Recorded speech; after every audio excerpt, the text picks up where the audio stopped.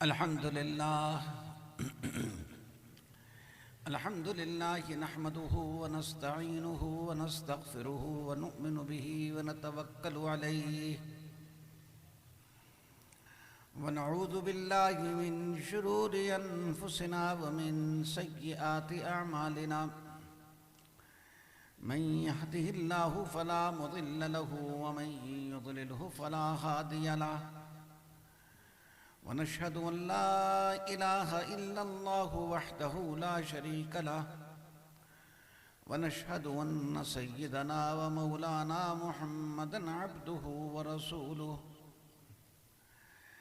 أما بعد فأعوذ بالله من الشيطان الرجيم بسم الله الرحمن الرحيم قل بفضل الله وبرحمته فبذلك فليفرحوا هو خير مما يجمعون قال النبي صلى الله عليه وسلم إن الله تعالى يرفع بهذا الكتاب أقواما ويضع به آخرين أو كما قال عليه الصلاة والسلام اللهم صل على محمد وعلى آل محمد آل إبراهيم إنك حميد مجيد اللهم بارك على محمد وعلى آل محمد كما باركت على إبراهيم وعلى آل إبراهيم إنك حميد مجيد میری مادر روحانی ہے حضرت اقدس مرشد استاد العلماء والصلحاء حضرت مولانا علی المرتضیٰ رحمہ اللہ کی خدمت میں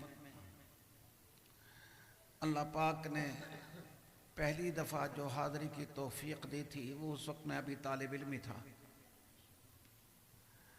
پھر اس کے بعد حضرت کی زندگی میں حاضر ہوتے رہے اور حضرت کے دنیا سے رخصت ہونے کے بعد بھی یہ سرزمین مانوس رہی ہمارے لیے.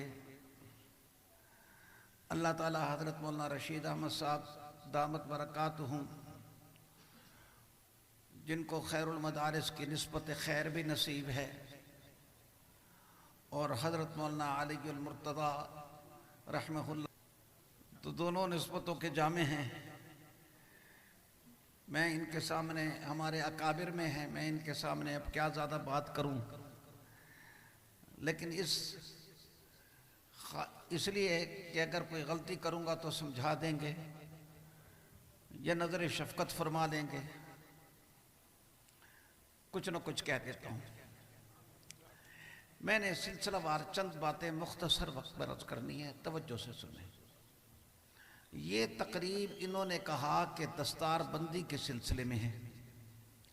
ہمارے حضرت اقدس بریلوی رحمہ اللہ اس کو تاج پوشی فرمایا کرتے تھے. تو یہ تاج پوشی کے سلسلے میں ایک تقریب ہے. یہ جو دنیا کے اعزاز ہے نا، یہ اس وقت تک ہے جب تک ہماری زندگی ہے. یہاں سے جانے کے بعد یہ جتنے اعزاز ہیں، وزیر اعظم صدر سے لے کے چھوٹے پرائمری تک، یہ ٹوٹل ختم ہو جائیں گے. اور قرآن کا حافظ ہو، عالم ہو، مفتی ہو، فقیہ ہو، یہ اعزاز اس دنیا میں بھی ہے، قبر میں بھی ہے، حشر میں بھی ہے اور انشاءاللہ جنت میں بھی. تو ایسے اعزاز والوں کی یہ تاج پوشی نہیں ہے تو کیا ہے؟ آپ سب جانتے ہیں کہ نبی کریم صلی اللہ علیہ وسلم پر اللہ نے قرآن نازل فرمایا. وقت نہیں ہے ورنہ میں تمثیل سے آپ کو بتاتا کہ نزول قرآن کے وقت رسول اللہ صلی اللہ علیہ وسلم کیسی مشقت برداشت کیا کرتے تھے. میرا دل بھی عجیب ہے، ہم چونکہ طالب علم لوگ ہیں، پڑھنے پڑھانے والے ہیں، تو میرے دماغ میں کئی دفعہ عجیب عجیب باتیں آتی ہیں. ایک دفعہ میرے دماغ میں یہ سوال آیا کہ اللہ نے بڑی مخلوق پیدا فرمائی، عرش ہے، کرسی ہے، آسمان ہے، کوہ ہمالیہ پہاڑ ہے، تو کائنات میں اللہ نے سب سے طاقتور چیز کون سی پیدا کی؟ ایک سوال ہے، خواہ سوالات ہے۔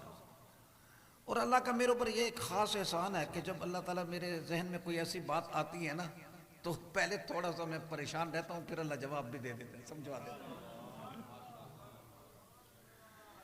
تو سوچ سوچ کے میں نے کہا سب سے طاقتور چیز کائنات میں قلب محمد۔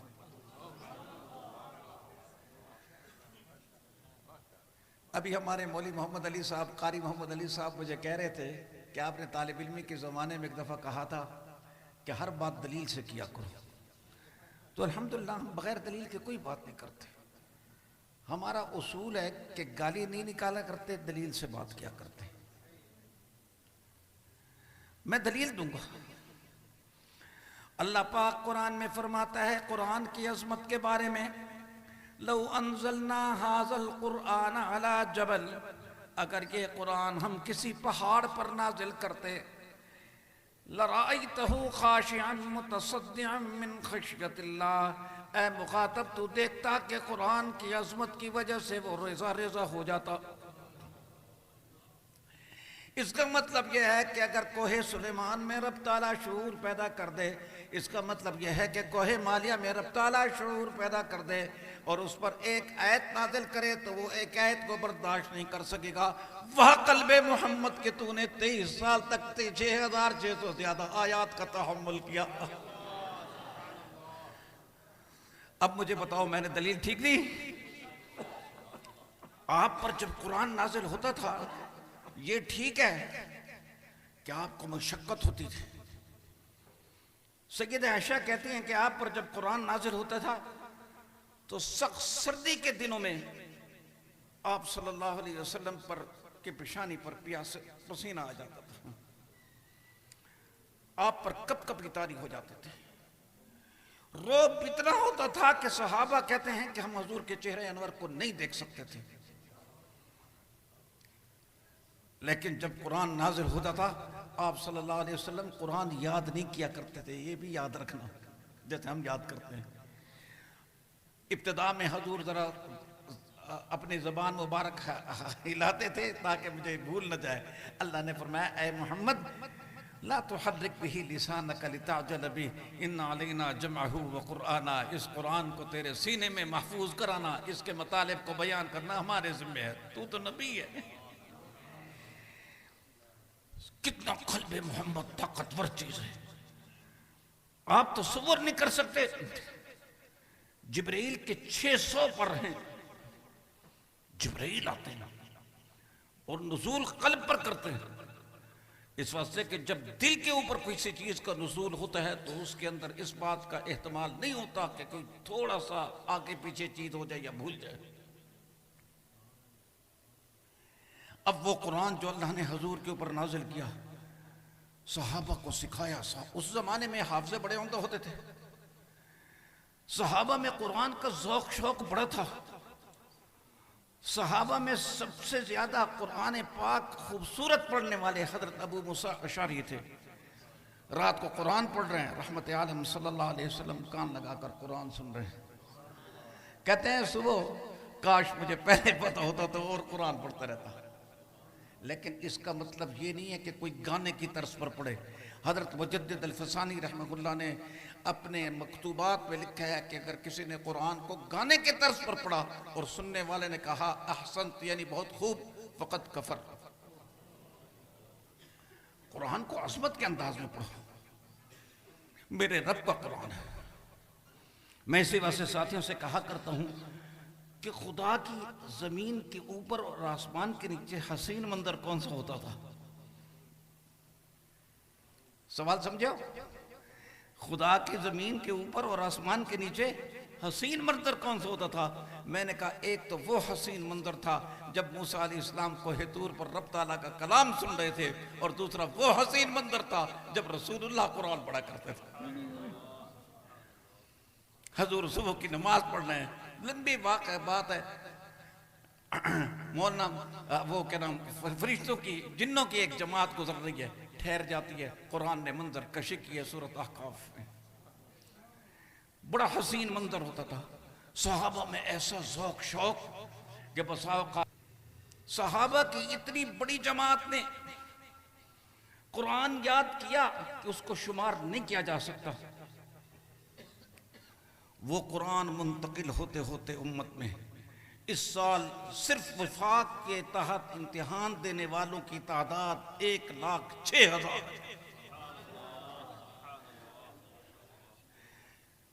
1,06,000 صرف وفاق.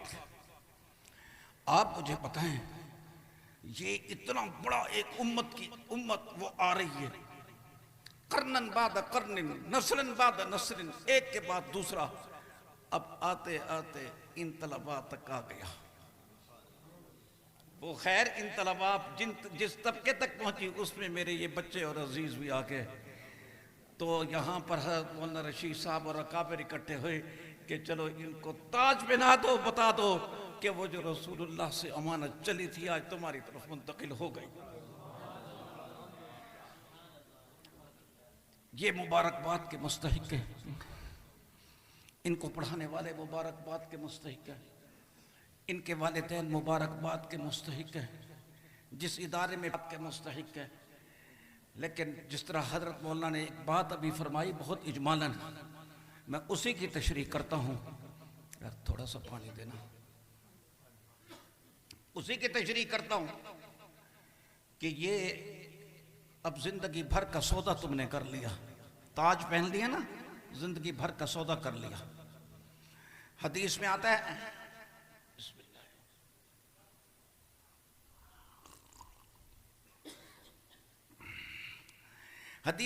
رسول اللہ صلی اللہ علیہ وسلم نے فرمایا القرآن حجت لک او علیک. قرآن قیامت میں تیرے لیے حجت ہوگا یا تیرے خلاف حجت ہوگا. جب اللہ نے تجھے قرآن دے دیا ہے تو اس کے حقوق ادا کرنے والا بن. قیامت میں 10 آدمیوں کو تو جہنم سے چھڑائے گا. اس کے پر عمل کرنے والا بن. تیرے والدین کو تاج پہنایا جائے گا. لیکن اگر خدا نخواستہ تو نے اس پر عمل نہ کیا, قرآن کو بدنام بنایا, تو یہی قرآن تیرے خلاف پھر سفارش کرے گا اللہ سے کہ یا اللہ میں اس کے سینے میں آیا تھا, اس نے مجھے بدنام کیا. اللہ بچائے. یہاں پر میں والدین سے ایک بات کروں گا. بچوں کے جو والدین بیٹھے, کیا بات کروں گا؟ مدرسے نے محنت کر کے آپ کے بچے کو قرآن سکھا پڑھا دیا. اس کے حقوق کی ادائیگی اب مدرسے کے ذمہ نہیں, وہ آپ کے ذمہ ہے. بچہ روزانہ تلاوت کرے, بچہ نماز 5 وقت پڑھے, بچہ نیک ماحول میں رہے, بچہ لوفر لفنگے لڑکوں کے ساتھ نہ پھرے. لیکن یہ کب ہوگا؟ جب آپ ماحول دیں گے. جب گھر کے سارے افراد نماز نہیں پڑھتے تو بچہ 2-4 دن نماز پڑھ کے وہ بھی تمہارے ساتھ بے نمازی بن جائے گا. جب گھر میں ہر وقت ڈرامے لگے ہوئے ہیں تو بچہ کیسے نہیں بیٹھے گا؟ اور بچہ تو بھی سوچ, جس آنکھ سے قرآن پڑھ رہے اگر ناراض نہ ہو تو اسی آنکھ سے تو بے پرد اور ننگی عورتیں دیکھے, یہ غیرت کے خلاف نہیں ہے. جس آنکھ سے تو زبان سے قرآن پڑھے اسی آنکھ سے تو غلط چیزیں بکے, یہ غیرت کے خلاف نہیں ہے. قرآن کی عظمت ہے اور قرآن کا فیض یاد رکھو عظمت سے ملتا ہے. جس میں جتنی عظمت ادب محبت ہے اتنا وہ قرآن کا فیض لیتا ہے. حضرت مولانا سعید خان صاحب نے مدینہ منورہ میں ایک عجیب روایت سنائی ہم کو. ایک بالکل ان پڑھ آدمی تھا, نہ بیوی پڑھی ہوئی تھی نہ وہ پڑھا ہوا تھا.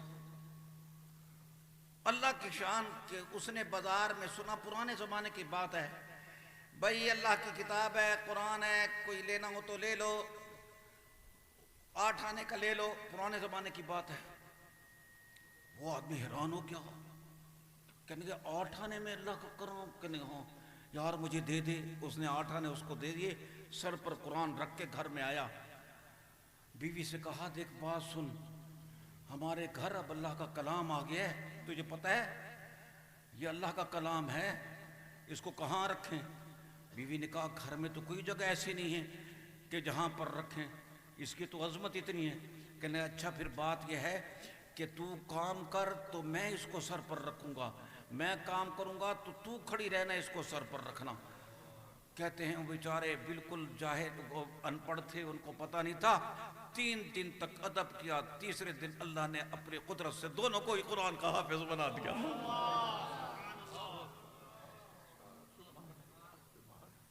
ادب کرو، قرآن یاد رکھو، جس طرح اللہ رؤوف الرحیم ہے، غفار ہے، غیرت مند بھی۔ قرآن نے کہہ دیا لئن شکرتم لازیدنکم، شکر کرو گے نعمت بڑھاؤں گا۔ ہمارے حضرت بریلوی فرماتے تھے شکر نعمت کو قید کرنے کی زنجیر ہے، وَلَئِن كَفَرْتُمْ، اور اگر ناشکری کی، إِنَّ عَذَابِي لَشَدِيدٌ، میرا عذاب بڑا سخت ہے۔ پھر حافظ قرآن دھکے کھاتا ہے، قرآن کی بے ادبی کرنے والے کے لوگوں کے دلوں کے اندر پھر خود عظمت نہیں رہتی، پریشان رہتا ہے۔ حدیث میں آتا ہے رسول اللہ صلی اللہ علیہ وسلم نے فرمایا کہ میرے سامنے امت کے گناہ پیش کیے گئے، میں نے سب سے بڑا گناہ یہ دیکھا قرآن پڑھ کر کوئی بھلا دے۔ میں نے ابھی آپ کے سامنے حضور کی ایک حدیث پڑھی صلی اللہ علیہ وسلم، حضور نے فرمایا ان اللہ تعالی، اللہ تعالیٰ یرفع بہذا الکتاب، بلند کرتے ہیں کتاب اللہ کی وجہ سے بہت سے لوگوں کو، ویضع بہ آخرین، اور بہت سوں کو اللہ تعالیٰ پست بھی کر دیتے ہیں۔ قرآن کا پڑھنا نعمت، قرآن کا سمجھنا انعام۔ ہائے ہائے، مولی محمد علی کو بھی وہی وقت یاد آیا کہ چند منٹ مجھے دے دیے، پہلے بات دیتا بٹھاتا تو کچھ بات بھی کرتا۔ صحابہ میں ایک صحابی حضرت عبداللہ بن مسعود رضی اللہ عنہ فرماتے ہیں خدا کی قسم مجھے قرآن کی ہر آیت کے بارے میں معلوم ہے، کہاں نازل ہوئی، کس کے بارے میں نازل ہوئی، دن میں نازل ہوئی یا رات کو نازل ہوئی، گرمی میں نازل ہوئی یا سردی میں نازل ہوئی، پہاڑ پر نازل ہوئی یا میدان پر نازل ہوئی۔ اور قرآن کی ایک آیت کا علم میرے سے زیادہ دنیا میں کسی کو نہیں ہے۔ اگر مجھے پتہ لگے کہ فلاں دنیا کے کونے میں کوئی آدمی ہے جس کے پاس ایک آیت کا علم ایسا ہے کہ جو تجھے نہیں ہے، میں وہاں پر پہنچوں گا، لیکن مجھے پتہ ہے کہ نہیں ہے کسی کو۔ یہ عبداللہ بن مسعود کوفہ میں جب درس دیتے تھے 6,000 ہزار آدمی بیٹھا ہوتا تھا، 6,000 ہزار آدمی بیٹھا تھا۔ قرآن کا ذوق پیدا کریں، قرآن کا شوق پیدا کریں۔ میں علماء سے بھی کہوں گا قرآن کے ساتھ تعلق رکھیں، قرآن کا مطالعہ کیا کریں، قرآن کے اندر تدبر کیا کریں، قرآن کے معانی میں غور کیا کریں، قرآن سے نکلنے والے فوائد میں غور کیا کریں۔ اس کے اندر اولین اور آخرین کا اللہ پاک نے جو ہے نا کیا ہے حکم رکھ دیا ہے۔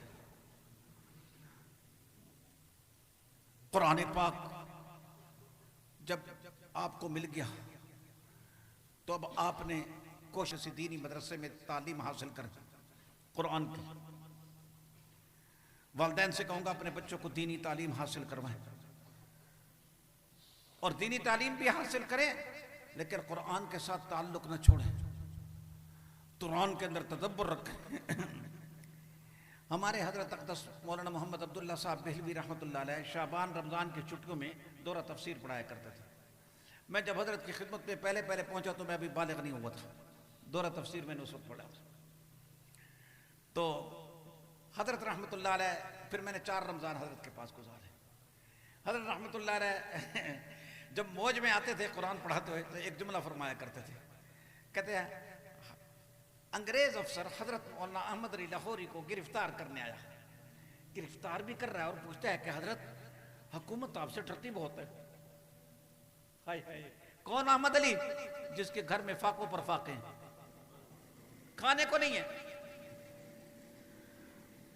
اور ان کی روحانی طاقت، ان کی ایمان کی قوت وہ انگریز کے جس کی حکومت میں سورج غروب نہیں ہوتا تھا وہ ڈرتا ہے. تو حضرت نے فوراً اس نے کہا جی حضرت قرآن تو اور بھی پڑھاتے ہیں. کہنے وہ پنجابی قرآن پڑھاتے ہیں, میں حجازی قرآن پڑھاتا ہوں. قرآن کے وہی مطالب بیان کرتا ہوں جو قرآن پاک نے کہے ہیں. قرآن کی ایک ایک آیت پہ غور کریں. میں صرف ایک ہی بات کہہ کے بات کو ختم کر دوں گا. قرآن کے اندر لہریں ہیں. یہاں پر علماء بھی بیٹھے ہیں. کئی لوگ کہتے ہیں کہ جی قرآن پاک کی ترتیب نزولی اور ہے, موجودہ ترتیب اور ہے. میں نے کہا ترتیب نزولی تھی اس زمانے کے حالات کے مطابق, موجودہ ترتیب ہے قیامت کے حالات کے مطابق. ہم نے سب سے پہلے قرآن کے اندر آیت سورۃ فاتحہ پڑھتے ہیں. سورۃ فاتحہ کے اندر ہم کیا کرتے ہیں؟ سورۃ فاتحہ میں اللہ سے مانگتے ہیں ہدایت. یا اللہ ہم ہدایت دے دیں. ہدایت کس کو کہتے ہیں؟ منزل مقصود تک پہنچنے کے راستے کا نام ہدایت ہے. منزل مقصود ہماری جنت ہے, اللہ کی رضا ہے, دونوں ایک ہی چیزیں ہیں. اب راستے پر چلنے کی ہم نے دعا کی, اللہ نے دعا قبول کر لی. آپ کو پتا ہے کسی راستے پر چلنا ہو تو ضروری ہے کہ پہلے راستوں سے رکاوٹیں ہٹا دو.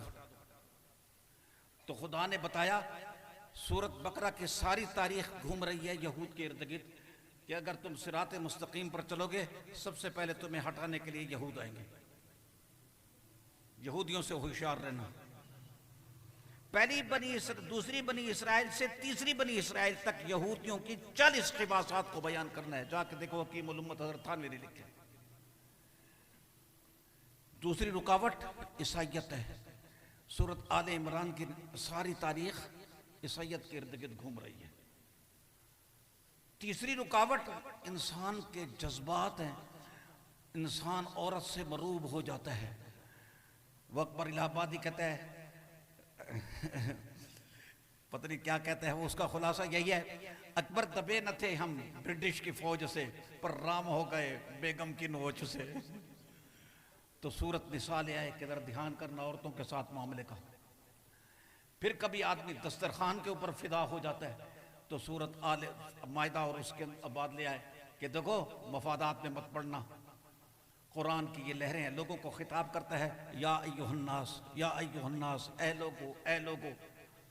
ساری بات سمجھائی, لوگوں کے فضول شبہات کا جواب دیا. میں ابھی حضرت کی خدمت میں ایک بات میں نے عرض کی, حضرت نے تصدیق فرمائی کہ تو نے ٹھیک کہی ہے. ان کے شبہات ہوتے تھے کہ مرنے کے بعد کیسے زندہ کرے گا اللہ. تو اللہ نے فرمایا, میں نے کہا کہ اللہ حضور کی بات کا خلاصہ یہ ہے کہ صادق نے خبر دیا قادر کی طرف سے, صادق نے خبر دیا قادر کی طرف سے, اس واسطے کسی قسم کا کوئی اشکال نہیں. پھر چلتے چلتے 28 سپارہ آپ دیکھیں, اللہ فرماتے ہیں یسبح للہ ما فی السماوات و ما فی الارض. اللہ کی تسبیح بیان کرتے ہیں آسمان اور زمین کے لوگ. کیا مطلب ہے؟ کہ مجھے اپنی خدائی قائم کرنے کے لیے تمہاری عبادت کی ضرورت نہیں ہے. سارا کائنات میری حمد و ثنا کے اندر ہے, اور میں بادشاہ ہوں القدوس, پاکیوں والا ہوں. دنیا کے بادشاہوں کے اندر کیا ہوتے ہیں؟ گڑبڑیں ہوتی ہیں, میرے اندر کوئی گڑبڑ نہیں ہے. الملک, بادشاہ ہوں, قدوس, پاک ہوں. اور عام طور پر بادشاہوں میں نخوت ہوتی ہے, کہتے نہیں میں غالب ہوں, لیکن میں اپنے اختیارات کا اندھا دھند استعمال نہیں کیا کرتا, حکیم بھی ہوں. یہ لہریں آ رہی ہیں. اللہ پاک نے اپنی صفات کو ایک جگہ اکٹھا کیا. هو اللہ الذی لا الہ الا هو عالم الغیب والشہادہ. میں سب چیزیں جانتا ہوں, لیکن میری رحمت یہ تقاضا نہیں کرتی کہ فوراً پکڑ لوں. قرآن ختم ہونے لگا تو قرآن نے اپنا اسلوب بدل دیا. کہا قل یا ایھا الکافرون. پہلے تو کہا یا ایھا الناس, اب کیا کہا یا ایھا, کیونکہ سمجھانا مکمل ہو چکا تھا. کہتے ہیں کیا کر اب نہیں مانتے تو نکل آؤ میدان میں, یا ایھا الکافرون. تو پھر جب میدان میں آدمی نکلتا ہے پھر خطرہ ہوتا ہے کہ پتہ نہیں جیتیں گے یا ہاریں گے. تو قرآن نے کہا فکر نہ کرو, اذا جاء نصر اللہ, جیت تمہاری ہوگی. کبھی یوں ہوتا ہے کہ آدمی جیت جاتا ہے لیکن دشمن پلٹ کر آتا ہے. قرآن نے کہا نہیں, تمہارا دشمن ہلاک ہو جائے گا. تبت یدا ابی لہب وتب. کبھی آدمی جیت بھی جاتا ہے، دشمن بھی ہلاک ہو جاتا ہے، لیکن آدمی اپنے نظریے پر قائم نہیں رہتا. کہتے نہیں سورۃ الاخلاص قل هو اللہ احد، امت محمدیہ تم انشاءاللہ العزیز قیامت تک قائم اور دائم رہو گے. اچھا جی قائم اور دائم رہے، لیکن خطرہ ہے کہ کہیں ادھر ادھر کی سازشیں اور نظریں ہم نہ لگے. کہتے ہیں قل اعوذ برب الفلق من شر ما خلق، قل اعوذ برب الناس ملک الناس، اے اللہ ساری مخلوق کے شر سے بچا. امت محمدیہ مرحوم ہے، اسی وجہ سے ہم کہتے ہیں نبی کے علاوہ کوئی معصوم نہیں، لیکن امت من حیث الامت معصوم ہے جی. امت من حیث الامت کیا ہے؟ معصوم. مولانا 2-3 منٹ کی گنجائش ہے ایک بات کہنے بھائی، 2 منٹ کہنے کی ایک بات، بس 2 منٹ کی ایک بات کہتا ہوں، زبان پر آ گئی ہے بس. نہیں بس میں 2 بات ایک ہی بات کہنی ہے. میں نے آپ کو بیان کے شروع میں ایک بات کہی تھی کہ میرے دماغ نے ایک دن سوچا کہ کائنات میں سب سے طاقتور چیز کون سی ہے، تو میرے دل نے کیا کہا؟ قلب محمد. تو میرے دماغ میں ایک دفعہ آیا کہ یہ سورج ہے، یہ اس کائنات کی سب سے روشن چیز ہے، لیکن دن کو ہوتا ہے رات کو نہیں ہوتا. یہ چاند ہے، یہ رات کو ہوتا ہے دن کو نہیں ہوتا. تو کائنات کی سب سے روشن چیز کون سی ہے؟ تو میرے قلب نے جواب دیا وہ بھی قلب محمد ہے. اب دلیل دیتا ہوں، ایک توجہ سے بات کو سننا، ذرا گہری بات ہے. یہ آپ نے کبھی سنا ہے کبھی بزرگوں کی صحبت اختیار کرنی چاہیے؟ چپ کر کے بیٹھے ہو بھائی، سنیے نا، یہ کیوں صحبت اختیار کرنی چاہیے؟ آدمی جب بھی کوئی نیک عمل کرتا ہے یا برا عمل کرتا ہے، اس کا اثر اس کے قلب میں جذب ہو جاتا ہے. وہ جب ایک خاص مقدار میں جذب ہو جاتا ہے، پھر اس قلب کے اثرات شعاعیں باہر نکلنا شروع ہو جاتی ہیں. اگر وہ ضلالت کی شعاعیں ہیں، معصیت کی شعاعیں ہیں، تو جو بیٹھے گا اس کے اوپر غلط اثرات پڑیں گے. اور اگر خیر کی اور ہدایت کی شعاعیں ہیں تو ساتھ بیٹھنے والوں کو نیکی کی طرف رغبت ہوگی. رسول اللہ صلی اللہ علیہ وسلم کے قلب اطہر پر جب جبرائیل براہ راست قرآن نازل کر رہے ہیں، اللہ کا کلام نازل کر رہے ہیں، تو حضور کے قلب کے اندر اتنی حیرت انگیز شعاعیں پیدا ہوئیں کہ نے دیکھا یا حضور نے دیکھا رضی اللہ عنہ بن کے اس کے دل کے پردے اتر گئے، اس کی ضلالت ختم ہو گئی. قرآن کہتا ہے وَلَٰكِنَّ اللَّهَ حَبَّبَ إِلَيْكُمُ الْإِيمَانَ وَزَيَّنَهُ فِي قُلُوبِكُمْ وَكَرَّهَ إِلَيْكُمُ الْكُفْرَ وَالْفُسُوقَ وَالْعِصْيَانَ. سمامہ بن اسال ایک آدمی ہے، لمبی بات ہے، میں ساری بات نہیں کرتا. 3 دن اس کو قید رکھا. 3 دن کے بعد کہتا ہے یا رسول اللہ، حقیقت یہ ہے کہ آج سے پہلے میرے نزدیک آپ سے زیادہ ناپسندیدہ چہرہ کوئی نہیں تھا، آپ کے شہر سے زیادہ کوئی ناپسندیدہ شہر نہیں تھا. میری عجیب کیفیت ہو گئی ہے، آپ سے زیادہ محبوب کوئی نہیں، آپ کے شہر سے زیادہ محبوب کوئی نہیں. میں نے کہا درفشانی تیری نے قطروں کو دریا کر دیا، درفشان تیری قطروں کو دریا کر دیا، اندھوں کو بینا کر دیا، دل کو روشن کر دیا. جو نہ تھے خود راہ پر وہ اوروں کے ہادی بن گئے. واہ کیا نظر تھی جس نے مردوں کو مسیحا کر دیا. میں جا رہا ہوں مدینہ منورہ سے مکہ مکرمہ، گرمی کا موسم ہے، کار پر ہیں، احرام باندھا ہوا ہے. گالے نے کہا کچھ دیر لگے گی. میرے ساتھی ٹھنڈی ریت پر لیٹ گئے، اندھیری رات ہے. میں نکل گیا ریگستان میں نے اپنے آپ سے باتیں شروع کر دیں. میں نے کہا عابد تجھے یہاں پر ڈر لگے؟ کیوں ڈر لگے دیکھتا، یہ تو اندھیرا ہے. تو میرا دل بھی عجیب ہے، میرے دل نے مجھے کہا تجھے ڈر کیوں لگے؟ یہ وہ راہیں ہیں جہاں سے رسول اللہ گزرے، ان راہوں پر رسول اللہ کے قدم پڑے ہیں، ان ریگستانوں پر رسول اللہ کی نگاہیں پڑی ہیں، اور رسول اللہ کی نہیں پڑی، رسول اللہ کے غلاموں کی پڑی ہیں. امید ہے کہ بلال کی نگاہیں تو ضرور پڑی ہوں گی. تو وہ ایسے مبارک لوگ تھے کہ جہاں سے گزرے اللہ نے ان چیزوں کو بھی مبارک کر دیا. وہ کہنے والے نے غلط نہیں کہا، تیرا نزول کیا ہوا مٹی جہاں سے ظلمتیں، تیرا نزول کیا ہوا مٹی جہاں سے ظلمتیں، گلے لگے عدو عدو فنا ہوئی کدورتیں، عطا تو دیکھیے کہ ہر خطا سے درگزر کیا، گلے لگا لگا کے ظلم کا صلہ دیا، یہی ہے شان مصطفیٰ، یہی ہے شان مصطفیٰ، جو تیرے پاس آ گیا خدا بھی اس کے پاس ہے، نصیب اس کے جاگ اٹھے جسے ملی تیری رضا، یہی ہے شان مصطفیٰ، یہی ہے شان مصطفیٰ، کرن کرن ہے ذوفشاں، کرن کرن ہے ذوفشاں، ہے خاک راہ کہکشاں، جدھر سے تو گزر گیا بکھر گئیں تجلیاں، فرشتے نعت خواں ہوئے پڑے درود خود خدا، یہی ہے شان مصطفیٰ، یہی ہے شان مصطفیٰ۔ ہمارے عزیز مولوی اعجاز صاحب نے کہا میرے 2 بچوں کی آج دستار بندی ہے، استاد جی ضرور تشریف لائیں۔ میں پہلی دفعہ اس جگہ پر آیا ہوں، میں مقرر آدمی نہیں ہوں، طالب علم آدمی ہوں، ہم دستگاہ میں جیسے باتیں کرتے ہیں ایسے ہی آج باتیں کر دیں۔ اللہ پاک میری حاضری کو قبول فرمائے اور ہم سب کو اپنی رضا والی زندگی نصیب فرمائے۔ میں نے باتیں بہت کی ہیں، ایک بات رہتی ہے میری وہ کرتا ہوں۔ رمضان آ رہا ہے، رمضان کے اندر لیلۃ القدر آ رہی ہے، لیلۃ القدر میں کی فضیلتیں آپ سنتے رہتے ہیں، میں نے وہ بیان نہیں کرنی۔ لیلۃ القدر کے اندر 4 آدمیوں کی مغفرت نہیں ہوتی، وہ بیان کرنا ہے۔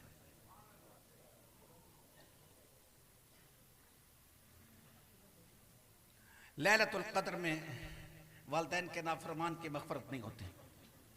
جدید تہذیب نے آج ہماری قوم کو آوارہ بنا دیا ہے۔ لیلۃ القدر میں شرابی کی مغفرت نہیں ہوتی، لیلۃ القدر میں قطع رحمی کرنے والے کی مغفرت نہیں ہوتی۔ آج کل قطع رحمی کا گناہ بہت ہوتا ہے، بہن سے سال ہر سال ہو گئے بولتے نہیں ہیں، چچا ماموں سے چھوٹ چھاٹ ہے، سکے بھائیاں ادھر منہ کر رہے ادھر منہ کر رہے۔ آپ کسی کو کہیں نا کہ مولوی صاحب، کسی کو آپ کہیں کہ یار بھرا ہے رل وہ، اس کو غصہ آ جاتا ہے، مولوی صاحب میں کو آتے ہوئے کو نہیں بھی آتے۔ ہم بھگتے بیٹھے ہیں یہ باتیں۔ تو سلام کر، اگر سلام کا جواب وہ دے دے گا تو وہ بھی اجر میں شریک، نہیں دے گا تو تجھے پتہ ہونا چاہیے کہ رسول اللہ کا ارشاد ہے البادئ بالسلام بریء من الکبر، ابتدا کرنے والا تکبر سے بری ہے۔ تو یہ نہ کہ اس نے میری بے عزتی کر دیا، اس لیے کہ جو رسول اللہ کی سنت پر عمل کرے وہ عزت والا ہے، جو چھوڑے وہ ذلت والا ہے۔ چوتھا آدمی جس کی مغفرت نہیں ہوتی وہ کینہ ور ہے۔ یہ 4 چیزیں فضائل رمضان کے اندر جو رسالہ ہے نا وہاں پر آخر میں دیکھ لینا۔ کینہ ور کا مطلب کیا ہوتا ہے کہ دل میں غصہ رکھا، بغض رکھا۔ میں ایک جملہ حضرت کہا کرتا ہوں کہ تحقیر مسلم آدمی کی کمر توڑ دیتی، تحقیر مسلم آدمی کی کمر توڑ، کوئی پتہ نہیں کسی کا کیا انجام ہو۔ کسی مسلمان کی تحقیر نہ کرو، کسی کے بارے میں جذبہ انتقام نہ رکھو۔ آنے والے رمضان کی برکات مجھے آپ کو اللہ تعالیٰ سب کو نصیب فرمائے، میری حاضری کو مقبول فرمائے۔ وآخر دعوانا ان الحمدللہ۔